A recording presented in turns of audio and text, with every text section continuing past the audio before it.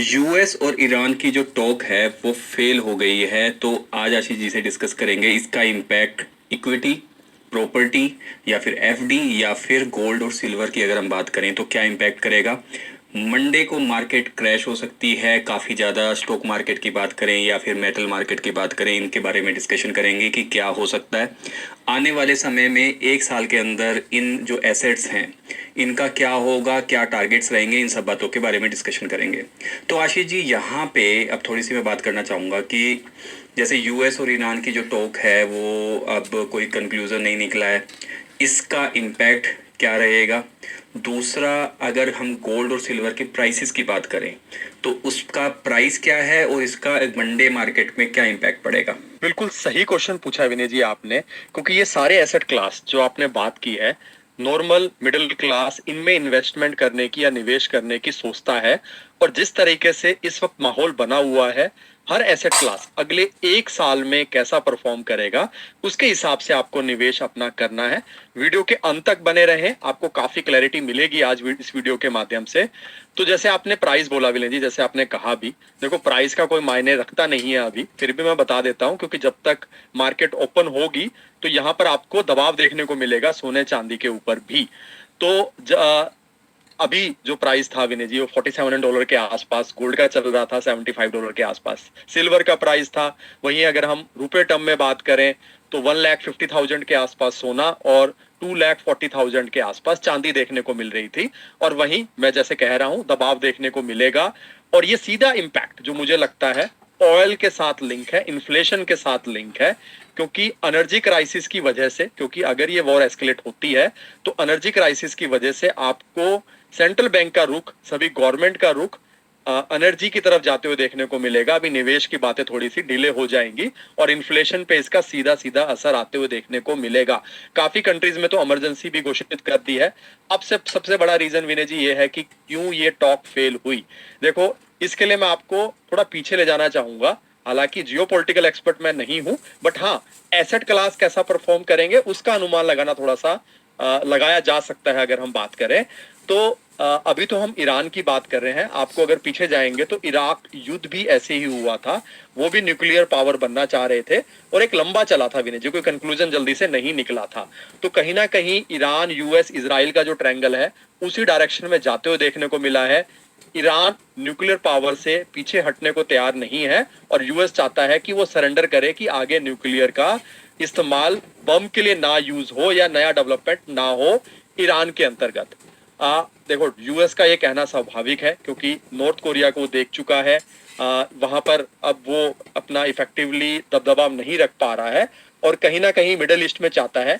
Iran को छोड़ के बाकी सब कंट्रीज में यूएस का दबदबा है और वही दबदबा वो ईरान के पास चाहता है। और ईरान ये समझता है, उसने 20 साल से तैयारी की है इसी दिन के लिए। और कहीं ना कहीं उसको समझ आ रहा है कि अगर न्यूक्लियर वेपन उसके पास होगा तो कहीं ना कहीं बाकी कंट्रीज पे दबाव बन सकता है। तो ये अब जो वॉर छिड़ी है वो फ्यूचर के लिए है, अभी के लिए नहीं है।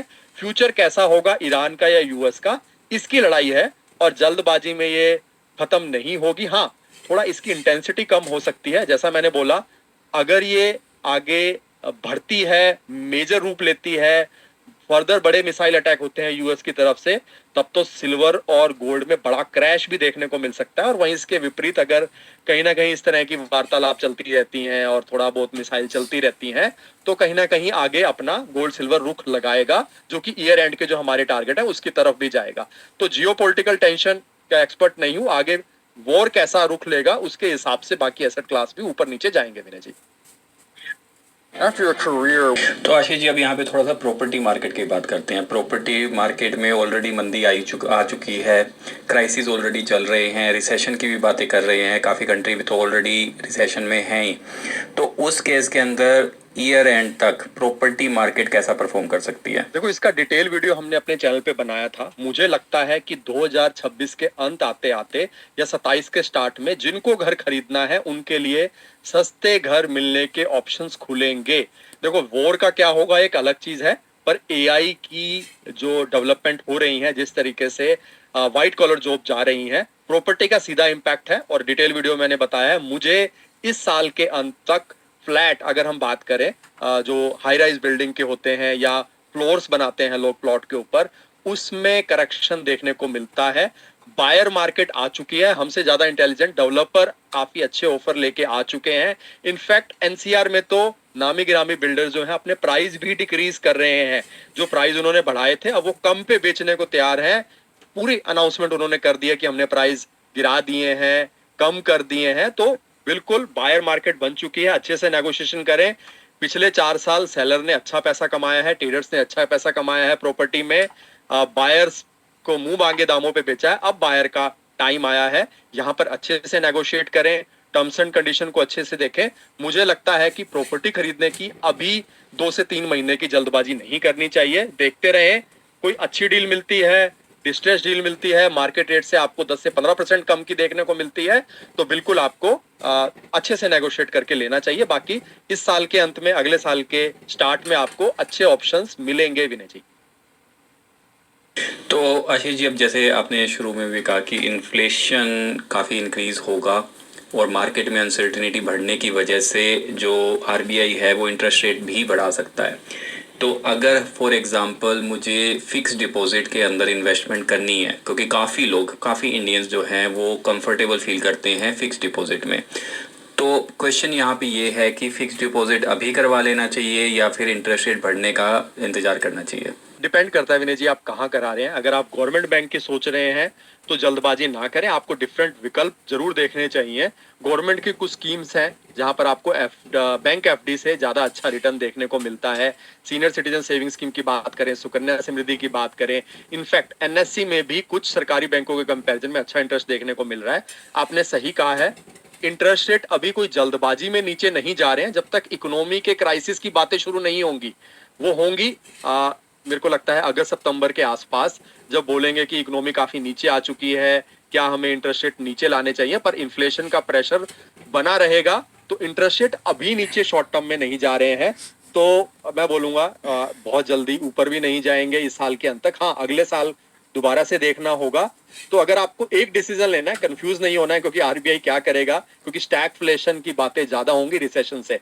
रिसेशन इजी है, रिसेशन आया आप इंटरेस्ट रेट नीचे ले आओ, आप बाहर निकल आते हो। स्टैगफ्लेशन में आरबीआई सबसे ज्यादा दुविधा में फंसती है या सेंट्रल बैंक फंसते हैं। इसीलिए मुझे लगता है आपके लिए बेहतर ऑप्शन फिक्स डिपॉजिट या डेट इंस्ट्रूमेंट्स के लिए या आर्बिट्राज फंड्स के लिए हमेशा रहते हैं।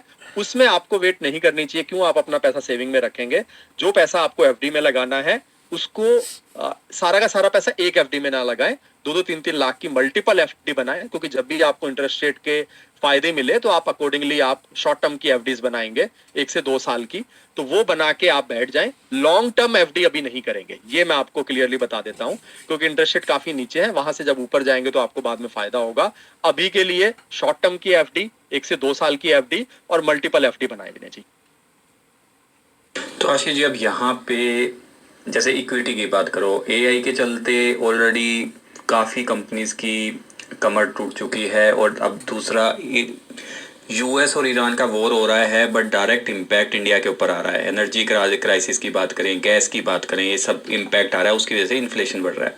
तो मेरा क्वेश्चन यहाँ पे ये है कि इक्विटी मार्केट या फिर गोल्ड और सिल्वर ईयर एंड तक क्या देखते हैं, क्या पर्सपेक्टिव देखते हैं और क्या स्पेकुलेशन है यहाँ पे? देखो, आपने इक्विटी, गोल्ड, सिल्वर तीनों एसेट क्लास के बारे में पूछ लिया। मैं तीनों का क्विकली आंसर कर देता हूं। देखो, गोल्ड सिल्वर की अगर हम बात करें, पहले मैं गोल्ड की बात कर लेता हूं विलेज जी। इस साल के अंत में मेरे को सोना ऊपर दिखता है। अभी ये शॉर्ट टर्म प्रेशर है ऑयल के चलते। ये शॉर्ट टर्म प्रेशर में जितनी गिरावट आए, हर डिप आपके लिए एक बाइंग अपॉर्चुनिटी है। बाय करते चलें। 3 पार्ट बनाते हैं, 4 पार्ट बनाते हैं, ये डिपेंड करता है कि आपके पास कितना गोल्ड ऑलरेडी है। आपके टोटल सेविंग का जो आपको निवेश करना है, 10 से 15% ही आपका गोल्ड और सिल्वर में होना चाहिए।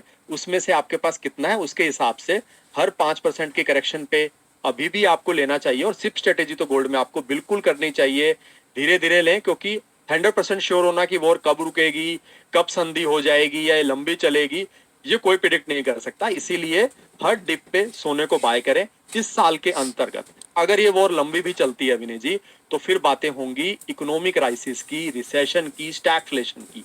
उस समय आप देखेंगे कि सोना आपके हाथ में नहीं आएगा, काफी तेजी से ऊपर जाएगा। तो मुझे इस साल के अंत में सोना काफी अच्छा दिखता है। इसकी बात कर लेते हैं।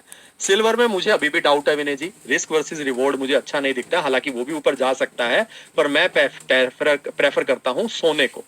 देखो लास्ट टाइम जब आपको याद होगा हमने बोला था कि सोने की बजाय आप सिल्वर में निवेश करें। सिल्वर ने अच्छा रिटर्न दिया, ऐसा नहीं है कि सोने ने रिटर्न नहीं दिया, पर सिल्वर ने सोने से कहीं ज्यादा रिटर्न दिया और रिस्क आपका मुझे वहां पर कम दिखता था, सोने में रिस्क दिखता था।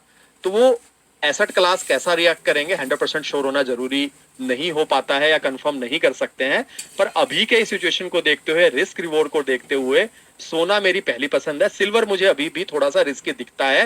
गोल्ड सिल्वर रेशो को जब मैं देखता हूं, मुझे इतना अट्रैक्टिव अभी सिल्वर नहीं दिखता है। हालांकि जब हमने बोला था कि सिल्वर से आपको 3,80,000 के आसपास निकल जाना चाहिए, वो 4,20 तक गया था, लोगों ने हमें ट्रोल भी किया था। तो ये होता है विनय जी कि कई बार एसेट क्लास आपके ऊपर जाते हैं, पर इंपॉर्टेंट चीज क्या होती है कि आप कितना रिस्क ले रहे हैं।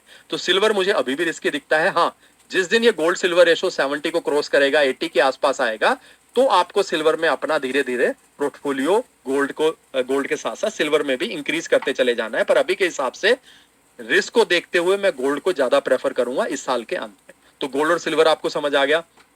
इक्विटी की बात करें विनय जी, इक्विटी भी अभी दबाव में रहेगी ऑयल के चलते, खासकर इंडियन इक्विटी की अगर हम बात करें, यहां पर कुछ सेक्टर तो बिल्कुल दबाव में रह सकते हैं। जैसे आपने एआई की बात करें विनय जी, आईटी सेक्टर से मैं पर्सनली बिल्कुल दूर रहना चाहूंगा। आईटी में भी क्लैरिटी नहीं है विनय जी, क्या होगा, एआई की वजह से कितना इंपैक्ट होगा, उनके रेवेन्यू पे क्या इंपैक्ट आएगा, वो सारी चीजें देखनी होंगी। बिल्कुल अगर ये आईटी पे इंपैक्ट आता है तो ऑटो सेक्टर पे भी इंपैक्ट आएगा। तो आपको कुछ सेक्टर्स जो कि घरेलू कंजम्पशन से जुड़े हैं, उन पे आपको, डिफेंस की अगर हम बात करें तो मुझे लगता है कि इक्विटी की वैल्यूएशन अच्छी आ गई है। सोने को तो आप 1 से 2 साल के नजरिए के हिसाब से, जैसे मैंने बोला था, वो देख सकते हैं। पर इक्विटी में अगर आपका नजरिया 5 साल का है, तो इन दोनों एसेट क्लास, चाहे एफडी बोलो, गोल्ड सिल्वर बोलो या प्रॉपर्टी बोलो, इन सबको बीट करेगी, क्योंकि वैल्यूएशन काफी अच्छे आ चुके हैं इक्विटी में। पर इक्विटी में अभी सबको घबराहट है कि क्या लमसम लगाएं। मुझे लगता है कि वहां पर भी 3-4 पार्ट स्ट्रेटेजी आप लगा सकते हैं। हर डिप में आप सोना लेते चलें, क्योंकि वॉर अगर रुकती है तो इक्विटी पहले आपको रिटर्न देगी, काफी ऊपर भी जाएगी। और फिर बातें होंगी एआई की और इन्फ्लेशन की और इकोनॉमिक क्राइसिस की। इक्विटी को आप लंबे समय के लिए सिर्फ स्ट्रेटेजी से होल्ड करके चलेंगे, वैल्यूएशन अच्छे हैं, वहां पर आपके पास अगर आप रिस्क ले सकते हैं, क्योंकि इक्विटी में काफी ज्यादा रिस्क रहता है, तो आपको इक्विटी एक्सपोजर बिल्कुल रखना चाहिए, गोल्ड में एक्सपोजर रखना चाहिए और एफडी में एक्सपोजर रखना चाहिए। ये 3 मुझे लगता है कि बेटर स्ट्रेटेजी रह सकती है विनय जी। This AI can for तो आशीष जी, अब यहाँ पे थोड़ा सा कंफ्यूजन, यूज़र की कंफ्यूजन दूर करने के लिए मैं पूछना चाहूँगा कि आपने ये तो बता दिया कि गोल्ड ऊपर जाएगा, या फिर जो इक्विटी मार्केट के बारे में थोड़ा सा आपने बता दिया। अब मेरा क्वेश्चन यहाँ पे ये है कि अगर मुझे गोल्ड या फिर सिल्वर बाय करना है, तो मुझे अभी बाय करने लेना चाहिए या फिर मुझे वेट करना चाहिए? देखो इसके लिए 100% विनय जी कोई श्योर नहीं हो सकता। मैं क्वेश्चन इनफैक्ट यूजर से पूछना चाहूंगा, अगर उनको लगता है कि ये युद्ध कल खत्म हो रहा है, कल सब लोग पेपर साइन कर रहे हैं, तो बिल्कुल आज की डेट में आपको सोना खरीद लेना चाहिए, खरीद के बैठ जाना चाहिए। अगर आपको लगता है कि ये युद्ध लंबा चलेगा, बड़ी मिसाइल अटैक होंगे, तो आपको सोना नहीं खरीदना चाहिए, आपको गिरावट का वेट करना चाहिए। तो ये श्योरिटी होती नहीं है, इसीलिए मैं बार बार बोलता हूं, आपको इस साल 2026 में एसेट अलोकेशन पे ध्यान रखना है। हर डिप पे आपको थोड़ा थोड़ा बाय करना है, सिप स्ट्रेटेजी पे आपको कंटिन्यू करना है। तीनों के बारे में बता देता हूं। एसेट अलोकेशन का मतलब यह है कि आपका सारा पैसा किसी एक एसेट क्लास में नहीं होना चाहिए, और लोन लेके तो आपको ना तो इक्विटी, ना गोल्ड या किसी और एसेट में या प्रॉपर्टी कभी भी निवेश अभी तो नहीं करना है। अगर आपको लोन लेना भी है तो इस साल के अंत तक का आप वेट करेंगे प्रॉपर्टी के लिए, पर इक्विटी और गोल्ड में लोन लेके तो कभी भी पैसा नहीं लगाएंगे, क्योंकि रिस्क बड़ा हो सकता है आपके लिए। और 100% कोई कुछ भी बोले विनय जी, 100% कोई श्योर नहीं हो सकता है। इसलिए मैं बोलूंगा हर डिप पे बाय करते चलें। गोल्ड सिल्वर का मैं पहले बता चुका हूं। अगर आपके पास 0 गोल्ड है, आपके घर में शादी है, तो अभी तो आपको ले ही लेना चाहिए 1 पार्ट, बाकी 2 पार्ट हर 5% के करेक्शन पे आपको लेने हैं। इस तरीके से क्या होगा, आपके पास एक रिस्क एपेटाइट आपका बन जाएगा। और एसेट एलोकेशन में आपके पास कुछ सिक्योर एसेट में होना चाहिए ताकि इमरजेंसी में आपके पास पैसा आ जाए। बाकी डिटेल में डिस्कस करेंगे एसेट एलोकेशन को विनय जी, कि किस एज कैटेगरी के लिए, सीनियर सिटीजन के लिए क्या प्राथमिकताएं होनी चाहिए निवेश से पहले। क्योंकि ऐसा नहीं है कि अगर आपके पास पैसा है तो आपको स्ट्रेट फॉरवर्ड निवेश करना है, उससे पहले आपको अपनी रिस्पॉन्सिबिलिटी भी पूरी करनी है। टर्म इंश्योरेंस, हेल्थ इंश्योरेंस, आपकी वसीयत बनी होनी चाहिए अगर सीनियर सिटीजन है, आपका इमरजेंसी फंड होना चाहिए, आपकी बच्चे की पढ़ाई सुरक्षित होनी चाहिए, कितना टाइम आप वेट कर सकते हैं अपने पैसे के निवेश को अगर वो आगे रिटर्न नहीं देता है या नीचे जाता है, वो सारी चीजें डिसाइड करती हैं एसेट एलोकेशन और आपकी इन्वेस्टमेंट स्ट्रेटेजी के लिए। तो ये आप अपने पर्सनल एडवाइजर से जरूर पूछें, जल्दबाजी में कोई डिसीजन ना लें, क्योंकि जल्दबाजी का डिसीजन हमेशा आपके लिए नुकसानदायक होता है। सोच समझ के निवेश करें। बाकी देखो 100% विनय जी मैं भी श्योर नहीं हूं, कोई और भी श्योर नहीं हो सकता है। तो asset allocation, SIP strategy, part strategy आपके लिए सबसे अच्छी रहेगी विनय जी।